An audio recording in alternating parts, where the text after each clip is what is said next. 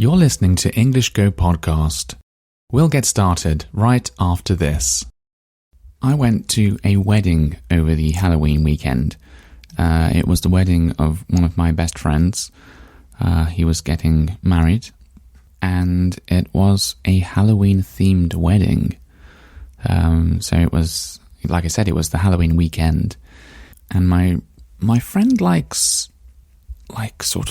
he's always had like this interest in sort of like dark things, like horror films, and I don't know, games that are sort of like evil-looking games and a bit scary and that kind of stuff. I think all that kind of stuff can be fun. But where we're quite different is I think I tend to lean towards like happy, silly things, and he likes sort of dark, scary things, I guess. Well, I'm just talking about like interest in films and games and maybe even music as well. Maybe it influences our styles of music too that we like. But anyway, yes, I went there with one of my other friends, and we had to take a taxi to get there. It wasn't too far away, maybe about half an hour or something like that, or 18 minutes. It was very close anyway, and it was held in this big hall near us. So it's like a very fancy, very large, like a manor house type of place. And yeah, it was a really nice building, and it was in some very nice grounds. So lots of grass, lots of trees surrounding them, and a lake as well. So yeah, very nice building. I don't know the history of the building. I don't know who used to live there, but a long time ago, someone did. Some very, very rich family used to live there. But now, I guess it's like a place that you can hire out. You can also visit there. I think I seem to remember there was a cafe there, and you could order coffees and cake and stuff like that. So it must be open to the public normally. But as well as that, there's like another side of it, and you can actually hire it out for weddings. So when we arrived, the first thing we noticed was some like characters. I'm finding it hard to explain what it was. What's the word when you've got a statue? So like a statue, but it wasn't a statue, because when I think of a statue, I think of like something carved out of stone, and like some like historic figure or something like that. So this was like, it's probably made of like plastic or something, but it was big, like about the same, like human height. And there was a witch, and there was like some skeleton in a suit, and like 3 pumpkins really high up, stacked on top of each other, and some kind of Frankenstein monster's figure was holding like a, what do you call it? Like some information that was explaining what was happening and when the wedding was taking place and that kind of stuff. So anyway, we arrived. I think we arrived really early. There was no one else about when we were there that I could see. So me and my friend just sort of walked around this building, and we were just looking at the building, looking at the all of the nice surroundings, the grass, the trees, the lake, that kind of stuff. And got a message from my friend who's getting married, and he said, "Are you here?" I said, "Yeah." And we managed to meet him outside the front of this building, and it was interesting. It was interesting seeing him wearing a suit, and I'm sure it was interesting for him seeing me and my friend wearing a suit as well, because every time we meet up, we're never wearing a suit, of course. We're just wearing like casual clothes, and we're going usually for a drink in the pub. So yeah, this was a different experience. But yeah, I think we were all looking very smart on that day. My friend seemed really, he seemed fine. he seemed okay, but like a little nervous. But I think that's to be expected. I mean, I was sitting in inside this building, sort of waiting for it to start, waiting for the ceremony to begin. And I was looking at all the people gathered there, and I was thinking, I wonder what it's like doing this. Because, as you know, as listeners to this podcast will know, I am married, but I haven't had a ceremony because of the unusual circumstances of my relationship. I just wasn't able to do that. And I think that is going to happen at some point in the future. But yeah, just looking at it all and thinking like, he must be really nervous now. I would be. He said he was fine, but I don't know. I would have been very nervous knowing what's to come. Anyway, the ceremony started, and I guess it was traditional sort of English-style wedding. So, well, apart from the Halloween-themed decorations everywhere, of course. But yeah, the bride walked down the aisle as music was playing, and my friend was standing at the front of the room waiting for her to reach him.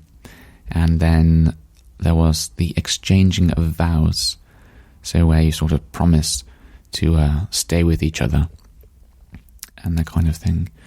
And before those, I think there's always that weird bit where the person who's marrying you, I can't remember the name of these people, but yeah, the person who reads out the vows, who says like, I now pronounce you man and wife, that kind of thing.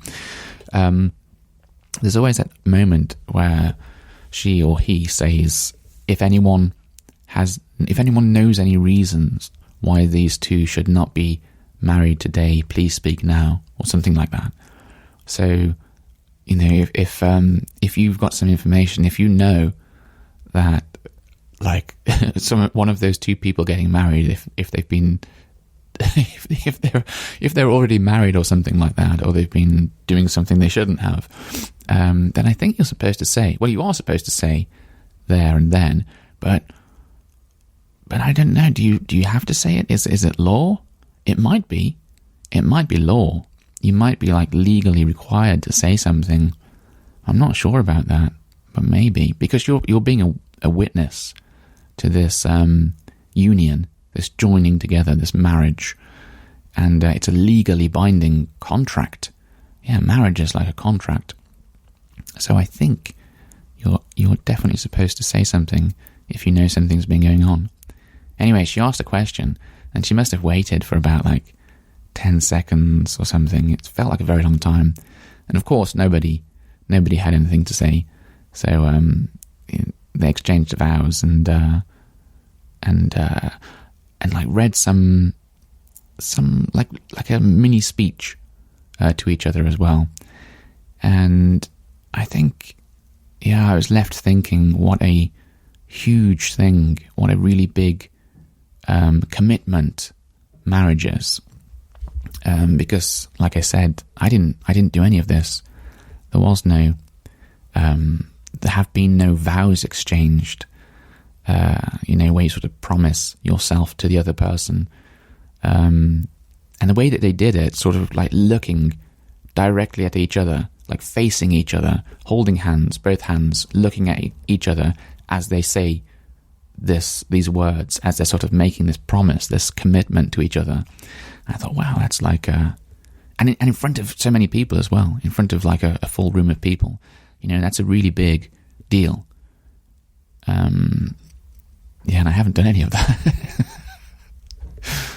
Yeah, but if I do in the future, I think I'm going to be very, very nervous. Anyway, it was a really nice wedding. And after that, everybody went outside, and the photographer was taking lots of pictures, and he wanted people to stand over here, and some people to stand over here, and do all these different types of shots. And then, like, can we just have this side of the family? Can we have just friends? So all different kinds of photos. And after that, we went and had lunch. And again, really nice food, and me and my friend were situated. We were seated on a table with a family, and they were really nice people.